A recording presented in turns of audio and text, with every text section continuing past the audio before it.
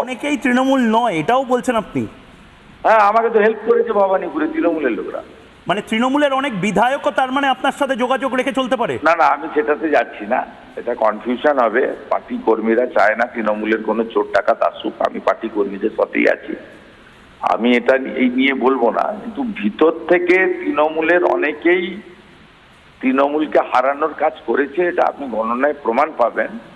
ভবানীপুরে আমি এত কনফিডেন্টলি জিতবো বলছি কেন, একটা ওয়ার্ড ছাড়া 7টা ওয়ার্ডে লিড হবে বলছি কেন, তার কারণ হচ্ছে শুধু বিজেপির লোকরা নয়, 73 নম্বর 82 নম্বর যেগুলোতে মমতা বন্দ্যোপাধ্যায়, ফিরহাদ হাকিম, কাজরি ব্যানার্জি এরা সব আছে, মমতা ব্যানার্জির বাড়ি টাড়ি ওখানে, তো ওদের লোকরা আমাকে প্রচুর হেল্প করেছে, প্রচুর লোককে তো কষ্টে রেখেছে, দুঃখী আছে, অপমানিত হয়েছেন।